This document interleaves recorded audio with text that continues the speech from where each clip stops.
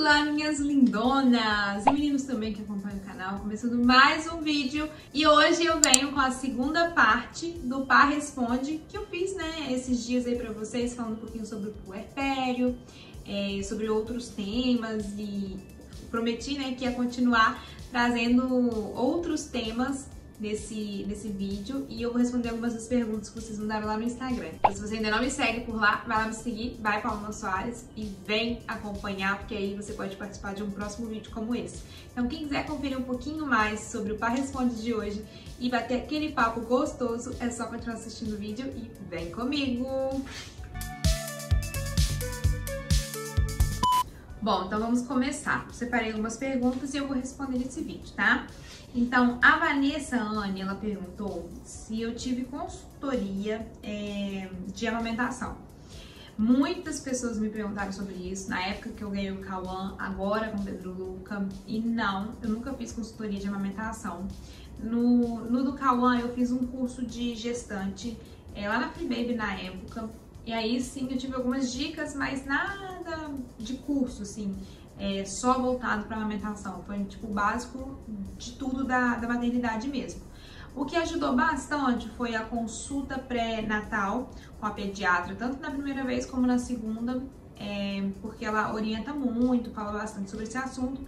E a minha médica, que ela é obstetra, né, e também gino, ela é especialista em aleitamento materno. Então, assim, tudo que eu aprendi foi realmente com elas, né, com as médicas que nos acompanharam, que nos acompanham. Essa pergunta vocês fizeram bastante. Tatinha Oficial, ela perguntou mais ou menos a mesma coisa da Decorating Life. Você fez alguma preparação nos seios antes do bebê nascer? E a Decora, ela perguntou o que eu fiz durante a gestação para não sentir dor na amamentação. Como eu falei, eu fiz essas consultas com a pediatra, fiz esse curso de maternidade, e a minha médica, que me acompanha até hoje, ela é especialista nessa área. Então, isso tudo me auxiliou muito porque elas me orientaram o que eu deveria fazer, o que poderia ajudar na amamentação. Mas assim, gente, tem que lembrar sempre, nada é regra. Você pode fazer de tudo e às vezes não dá certo. Ou você pode não fazer nada e dar certo. O que acontece? Na primeira gestação, na do Cauã, eu idealizei muito amamentar. Muito, muito mesmo. Só que eu tinha muita ciência que se eu não conseguisse, pelo menos eu tinha tentado e tinha feito o meu melhor, porque eu realmente me preparei para viver isso. Já na do Pedro Luca, eu não fiz nada, nada. Eu cheguei no final e falei assim, meu Deus, será que vai dar? Será que eu vou conseguir amamentar? Porque, tipo, na primeira foi, mas se agora eu não conseguir? Não sei, pode acontecer alguma coisa. Então, realmente não fiz nada na segunda gestação, mas na primeira eu fiz tudo. O que eu fiz na primeira gestação que eu acho que ajudou muito? Eu não tenho um bico nossa, lá íntima, né, gente? Mas eu não tenho aquele bico de peito já pronto. O meu, ele tem que incentivar. Então, assim, quando ele mama, ele aparece. Fora isso, ele fica normal. E aí eu tinha essa dificuldade no início, porque eu sabia que a pega pra ele ia ser mais difícil. Então, por isso que eu tava me preparando. Minha médica orientou muito, pega sol pra poder auxiliar, pra poder ficar um pouco mais resistente e, tipo, tirar a sensibilidade. Então, eu pegava sol todos os dias. Era incrível. Eu falo, nossa, como você era disciplinada. Realmente, todos os dias eu pegava sol quando eu tava grávida do Cauã. Tipo, era bom pra tudo, né? Até mesmo pra vitamina D, enfim. Pra ele, era muito bom. Então, eu pegava sol, eu usava uma esponjinha pra passar nos seios. E não é aquele negócio, nossa, tem que esfregar pra machucar. Não, gente, de jeito nenhum. Eu só passava, tipo, como se fosse esfregar o braço. Mas só pelo menos pra poder tirar a sensibilidade.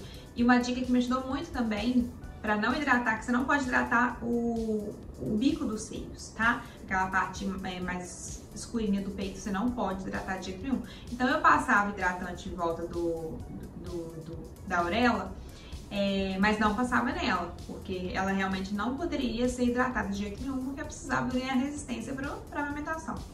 Então, eu não hidratava em volta. Quando eu ia lavar cabelo, eu não deixava cair água com, tipo, shampoo, condicionador para não hidratar o local. Então, isso tudo aí eu fiz, tudo. Não usei pomada. Muita gente perguntou se eu usei pomada. Não usei pomada. Usei a concha no final para poder formar o bico. enfim, tudo que me orientaram. Algumas pessoas vão falar assim, ah, isso é bobeira, oh, isso é ultrapassado, ah, isso não é bom. Mas eu fiz e deu certo. Então, assim, não julgo o que eu fiz, não julgo quem não faz, não julgo quem tem outras manias. Eu acho que a gente é livre e a gente pode tentar, desde que não machuque, né, nada, a gente pode tentar, assim, fazer o nosso melhor pra gente poder tentar viver esse momento se a gente tem vontade, tá? É isso. Aí no Pedro Luca eu não fiz nada, eu não peguei sol, eu não passei esponja. Gente, eu não fiz nada, eu só realmente não hidratei. Mas eu não fiz nada mesmo. E foi isso, assim, com relação a cuidados. E aí, a Vanu, Lia, como foi sua adaptação com a amamentação? Teve alguma dificuldade? Então, quando o Cauã nasceu, ele era um bebezinho bem preguiçoso, assim, no início. Ele tinha fome, mas ele não queria mamar. Ele dormia. Então, a gente passou bastante aperto nessa parte, porque primeiro a gente estava em pandemia. Então, já era mais difícil, né? Toda hora ter alguém para poder auxiliar e tudo mais. E segundo, que a gente tinha que tirar a roupinha dele pra ver se ele mamava. Eu tinha que ficar apertando assim pra poder espirrar na boquinha dele, pra ver se ele sentia vir mamar. Então foi bem difícil, tanto que eles queriam até complementar e eu não deixei, porque todo mundo tava achando que ele não tava mamando, e o colostro. E aí a gente fez teste glicêmico para poder avaliar se tava tudo bem com ele. Graças a Deus o colostro que eu tava espirrando na boca dele, que eu ficava o tempo inteiro, tipo, mama, senão, né, vão te furar, não vai dar certo, vai dar hipoglicemia. E graças a Deus deu tudo certo, não deu nada. Então o que eu tava fazendo com ele tava valendo, mas essa aí foi a minha maior dificuldade, porque eu não tinha o bico do peito, como eu falei. Então eu tinha que ficar apertando o peito para ver se conseguia formar o bico para ele poder mamar, porque ele só dormia, ele era muito preguiçosinho.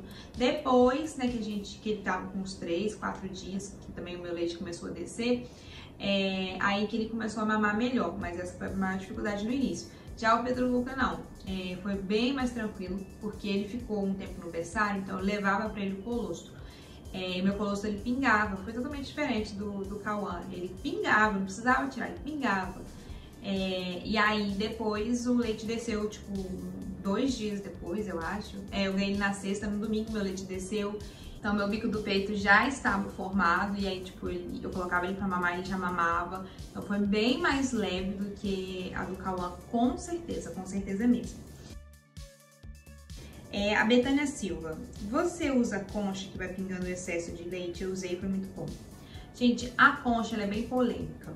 Alguns recomendam, outros não, enfim, tem os prós e contras. Hoje em dia eles recomendam usar rosquinha. É bem parecido com a função da concha, porém a rosquinha, ela realça muito na roupa e eu acho que ela vaza mais.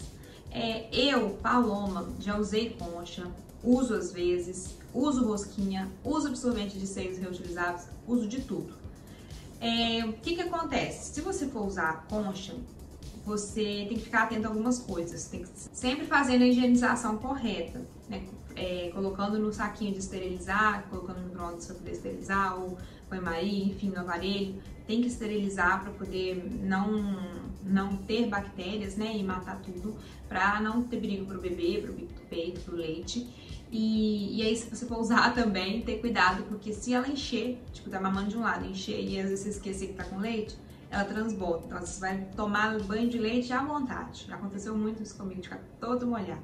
A rosquinha, que eu acho que ela aparece muito na roupa, então se for sair, não rola, fica feio, se tiver alguém em casa, visita, fica realmente estranho, porque fica aquele negócio assim, sabe? Chapadão, assim, fica retão, assim, fica muito estranho. Então acho que fica feio. E ela também vaza. Por mais que ela tenha aquela fraldinha em volta, por dentro, eu acho que ela vaza. Dependendo do fluxo, molha a roupa do mesmo jeito. Menos um pouquinho que a concha, mas molha. Então ambas têm seus prós e contras. Porém, a rosquinha ela não fica com o bico dos seios abafado. Então, nesse quesito ela é melhor. O que eu gosto às vezes mais é o absorvente de seio. Eu tenho gostado bastante, sabe? Aquele reutilizável que é da Fisher Price, ele é feito com material reciclado, então ele é bem legal, se não me engano é de bambu, então vale a pena. Vou deixar o link aqui abaixo depois pra vocês conferirem. Eu gostei bastante dele, gente. Eu não usei no do Cauã, esse absorvente de seios, eu tô usando agora e eu tô gostando muito mesmo, tá? Na época do Cauã eu usei aquele descartável. Confesso que o outro que eu tô usando agora é bem melhor mesmo. A Rê Oliveira perguntou de quanto em quantas horas o bebê mama, que de hora em hora estou acabada e à noite de quanto tempo. Meus dois bebês foram totalmente diferentes nesse quesito. Cauã, ele mamava o tempo inteiro, ele era um pisse ambulante. Real, era uma luta para poder fazer dormir fora do peito, porque ele associou muito isso, sabe? Sono com mamar. Então era o tempo inteiro agarrado e eu amamentava o tempo inteiro. Então assim, eu fiquei acabada, gente. Eu realmente fiquei muito cansada no pós-parto do Cauã. Eu emagreci muito, cheguei a 52 quilos, coisa que eu pesava quando eu tinha 15 anos, porque ele mamava muito, muito mesmo. O Pedro Luca é um bebê mais tranquilo, então ele dorme um pouco mais do que o Cauã. E ele não associou ainda, porque né, tudo pode mudar, bebê cada dia é é um bebê diferente. Então ainda ele não associou o sono ao mamar, então ele mama um pouco menos, com mais de intervalo, sabe? Não que ele mama menos, mas é um pouco mais de intervalo, ele não fica pendurado no peito. E aí eu não consigo definir pra você de quantas horas, depende do sono. Acordou, mama. Tá acordado, quer mamar? Mama. É livre demanda, minhas amigas. Então não tem muito regra. Madrugada também, tipo, não tem regra. Tem noite que acorda muito, tem noite que acorda 2, 3 vezes, ou acorda uma vez. Depende mesmo. O Cauã, eu lembro que no início ele acordava de meia hora. Então, assim, basicamente ele dormia mamando, né? Tantas e tantas vezes eu dormi sentada com ele na cadeira, porque ele só queria ficar mamando. Gente, é um bebê diferente do outro e uma fase diferente da outra. Cada hora eles estão numa fase e isso muda, então não tem regra. Não tem quanto tempo, nem regra mesmo. E aí a Eli João perguntou se eu acho que no segundo filho a produção de leite está maior. Não, eu acho que é a mesma coisa, eu não acho que tá maior. Eu acho até que os meus seios estão menores do que da primeira vez. Então, não vi tanta mudança assim na produção não, pra mim tá a mesma coisa. A K Barbosa perguntou se eu tenho bombinha elétrica e se eu acho que ela é um item indispensável pra amamentação. Eu tenho. Eu acho legal a gente ter sim, tanto a elétrica como a manual. Não acho legal ter uma só, acho legal ter pelo menos duas. Mas assim, se você pretender ter pelo menos mais de um filho, porque se for uma vez só, acho que uma tá ok, talvez só a elétrica ou só a manual. Quando eu tinha o Cauã, eu usei só a manual. Aí depois, que eu tava quase desmamando, eu recebi da Fisher Price uma elétrica, né? E eu fiquei apaixonada, porque é muito prático. Você coloca, liga e ela mesma faz a extração do leite. Isso é ótimo. A manual, você mesma faz. Mas às vezes eu acho importante ter a manual, porque às vezes vai para um lugar que você não tem como ligar. Enfim, eu acho importante ter as duas hoje, tá? Eu usei muito quando o Pedro Luca nasceu, até no vlog eu falei com vocês que eu pedi minha cunhada para buscar, porque como ele estava no berçário eu precisava tirar para poder levar para ele. E depois, gente, quando meu leite desceu, nossa amiga, é aquele problema, se o neném não mama muito, o peito fica assim, duro, e o que acontece?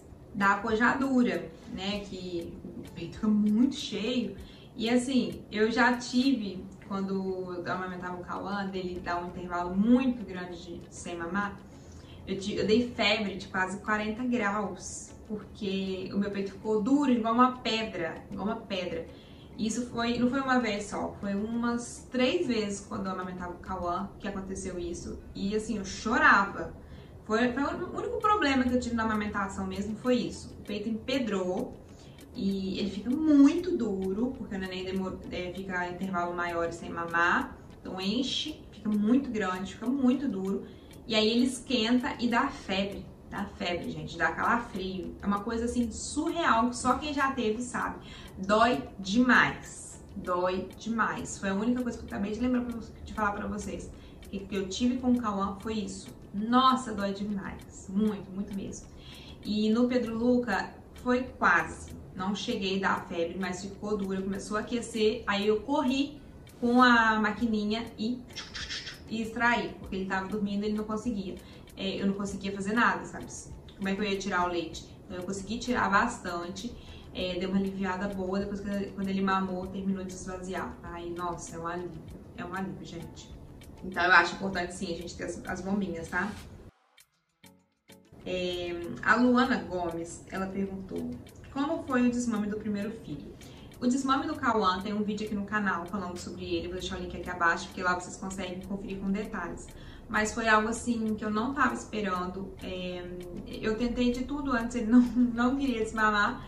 Mas quando ele fez 1 ano e 6 meses, no dia seguinte ele simplesmente olhou pra mim e não queria mais mamar. Simples, bem assim, fácil. E a mãe o quê? Boba, sofreu, chorou quase 1 mês. Eu acho que eu nem contei, né? Mas eu chorei quase 1 mês. Porque a gente se apega à criança. Então eu ficava assim, eu nunca mais vou amamentar ele, eu nunca mais. Você quebra aquela ligação ali, sabe, do peito. E aí foi assim, sabe, ele mesmo largou, foi natural dele. E aí no vídeo no canal eu expliquei melhor, tá? Então vou deixar o link aqui abaixo. Essa aqui é uma pergunta que eu sempre recebi desde que eu tive o primeiro filho. Foi a Gauísa Gislete. Teve dificuldades, rachaduras, fissuras? Nossa, muita gente perguntou isso, gente. Não tive fissuras nem rachaduras. Nem no primeiro, nem no segundo filho. Na época do Cauã, gente, eu lembro que teve um período de um salto de desenvolvimento que ele teve, que ele mamou tanto, que eu lembro do meu bico do peito arder, sabe? Tava queimando. Então, naquela época eu pensei, vai sangrar, vai rachar, vai, sei lá, qualquer coisa, vai machucar, que eu não vou ter que parar de amamentar. Mas aí minha médica recomendou o quê? Tira um pouquinho do leite, passa em volta do bico dos seios, quando começar a dar uma ardência, quando começar a ficar, tipo, incomodada, e aí vai sarar tudo que tiver, sabe? Se tipo, começar a dar fissura, alguma rachadura, o próprio leite ele vai ajudar a cicatrizar. Então eu fazia isso todo dia, toda hora que eu podia. Ele acabava de mamar, eu já fazia isso. Então evitou que acontecesse esses problemas. Mas eu tive um período que ele mamou demais da conta, que eu senti uma ardência que eu achei realmente que ia arrebentar com o meu peito. Mas graças a Deus não, porque eu fiz isso e ajudou. No Pedro Luca ainda não tive nada que eu pensasse, nossa, vai machucar. Ele é bem mais tranquilo com relação a isso. Então, é de filho para filho e cada um é único, né, gente? Mas é uma dica, tá? Fica a dica pra vocês. O leite materno auxilia muito. Essa é uma pergunta que eu acho que, nossa, com certeza. A dessa Carolina, acredita que a alimentação influencia na amamentação e cólicas do bebê? Sim, com certeza. Alguns falam que não tem nada a ver, outros falam que sim. Eu até achava que talvez não, mas agora eu acho que sim. Então, assim, a gente também muda de opinião, né? Hoje eu acho que sim, influencia. Outro dia eu comi, tipo, no aniversário, eu comi brigadeiro, comi o vinagrete que tava com muito azeite. E aquilo me fez um mal, sabe? Eu senti mal no estômago, eu passei mal mesmo. E o Pedro Luca, ele não dormiu, não foi de cólica, ele sentiu tanto incômodo de gases, tanto, que ele não dormiu. Ele ficava toda hora, aí tentando fazer força e não rolava. Então, assim, ele passou mal junto comigo, porque eu também passei mal por conta disso e certeza que é pelas coisas que eu comi, porque no dia seguinte eu me alimentei bem e nada. Então, influencia sim, gente. Eu acho que influencia. Se não influencia nas cólicas, influencia na qualidade do leite, isso é certeza. E agora a gente vai falar um pouquinho sobre outros temas. A Larissa de Paula perguntou como é dar conta de 2. Sou mãe de 1 e tenho muita vontade de ter o segundo, mas tenho medo de surtar. Eu tinha muito esse medo, sempre falei isso aqui com vocês, também falava lá no Instagram, tinha muito medo de como ia ser minha vida com 2 filhos. E vocês sempre falavam, fica calma, vai dar tudo certo, Deus prepara, não surta antes da hora, porque vai ser muito mais tranquilo do que você imagina. Algumas pessoas têm uma péssima experiência, realmente surtam, é difícil, porque não é fácil, vamos ser sinceras, não é fácil. Nada nessa vida é fácil, né? Mas 2 filhos é muito difícil. E eu ficava assim, eu não tenho muito uma rotina fixa, porque como eu trabalho com essa loucura, né, que é trabalhar com a internet, com mídias digitais, cada hora surge um trabalho novo, então assim, você tem que estar dando conta da demanda, é bem difícil conciliar o tempo com o filho. E eu ficava assim, com 1 já é difícil, com 2 vou pirar, vou surtar, não vou trabalhar mais, acabou. Eu ganhei ele, acabou, não tem como trabalhar. Mas Deus prepara tudo, gente. Um filho vai ser mais calmo, outro vai ser mais agitado, Deus vai preparar que eles vão dormir, ou não, né? Cada fase é uma, mas a gente dá conta. Às vezes a gente fica assim, nossa, não vou dar conta de 2, aí você olha pra avó, Minha avó, por exemplo, a minha avó materna, ela teve 11, minha avó paterna teve 5. Minha avó, outro dia eu tava conversando com ela, a minha avó, que é paterna, né, que ela ainda é viva, ela falou que cuidava dos 5 sozinha. Não tinha ajuda, não tinha rede de apoio de ninguém, porque não tinha família perto. E eu ficava, como que a senhora deu conta? Ela falou, a gente dá conta, ainda trabalhava pra fora, bordava. Eu falei, nossa, avó, eu com 2, às vezes eu surto. É isso. Basicamente, elas nos colocam no bolso, tá? Porque a gente, às vezes, coloca muita mimimi. Eu acho que é a gente que complica tudo, gente. Mas a gente consegue. Não tenha medo, porque a gente consegue, tá? É difícil? Não vai ser fácil. Mas a gente dá um jeitinho. Nós somos mulheres, a gente se vira. E se tiver rede de apoio, ótimo, vai auxiliar muito, tá? Mas se não tiver, a gente vai dar um jeito. É isso. É assim que eu penso. A Luana Gouveia, com quantas semanas recomenda começar o preparo das marmitas para o pós-parto? Eu comecei, se eu não me engano, eu tava com 34 semanas. Acho que foi com 34 semanas. E deu tempo, porque ele nasceu com 37, então foi um tempo excelente para preparar. Então, acho que vale a pena, 34, 35 semanas, porque pode adiantar, então a gente tem que estar aí precavida, né, mais ou menos umas semanas antes pra realmente não ter surpresas. E vale a pena, gente, faça as marmitas, vocês vão gostar, viu? Noemi, nova versão. Você já fez um corte repicado ou pretende um dia? Já fiz corte repicado no cabelo pra nunca mais. Se um dia eu mudar de ideia, ok, mas hoje eu penso que nunca mais, porque parece que o cabelo tá todo quebrado. Pelo menos o meu eu não gostei. Sheila Prado. Hoje você é formada na profissão que dizia que queria ser quando crescer? Sim e não. Eu já pensei, quando eu era criança, eu pensava muito em ser decoradora, arquiteta, algo do tipo, e eu fiz design de interiores. Pensava muito, quero ser cabeleireira. Criança quer ser tudo, né, gente? No fim não é nada. Aí eu fiz estética e imagem pessoal. E pensava, um dia eu vou ser famosa. Aí eu virei influencer. Enfim, não acho que eu sou famosa, mas a gente chega, né, quase naquilo que uma criança idealiza. Então, sim e não. Eu acho que é isso. Sara Neves. Pá, a casa está quantos % pronta? Está ficando linda. Um sonho de casa. Beijo, lindona.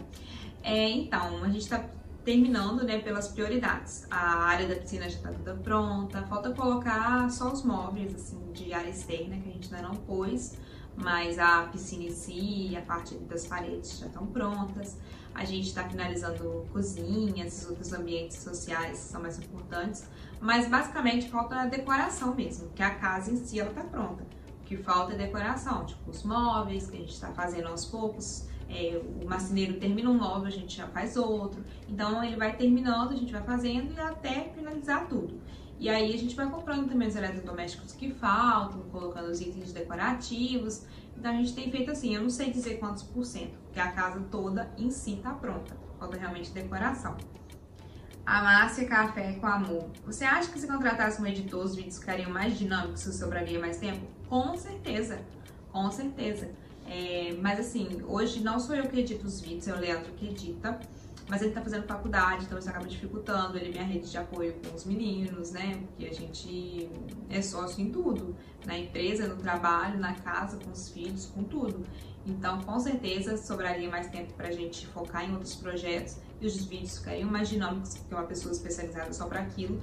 Mas, gente, hoje um editor, ele tá muito caro. Tá na faixa de 3 a 5 mil reais por mês. É muito dinheiro. É muito dinheiro. Muito mesmo. Então, muita gente acha, deve ser ok, contrata um editor, mas, gente, é muito dinheiro. Muito, muito mesmo. E aí a Marcela Ladislau, complementando, né, a última pergunta. Qual o maior desafio de ser mãe? É isso, conciliar tudo com o tempo. É um tempo só e 300 milhões de coisas para você conciliar com aquele tempo. Aí a dificuldade é essa, como você concilia a maternidade com o trabalho, com você, com o seu casamento, com o seu ministério da igreja, com os seus sonhos, projetos, vida profissional, pessoal, física, espiritual, como conciliar isso tudo? Maior dificuldade, certeza. É bem difícil, é um revelation. E por último, gente, a última de todas, Galiza Ginslate, não sei se é assim. Como está essa fase? Como é a experiência com 2 filhos? É melhor, como dizem? Sim, pra mim, tá? Eu tô respondendo todas as perguntas, na minha opinião, sobre a minha vida.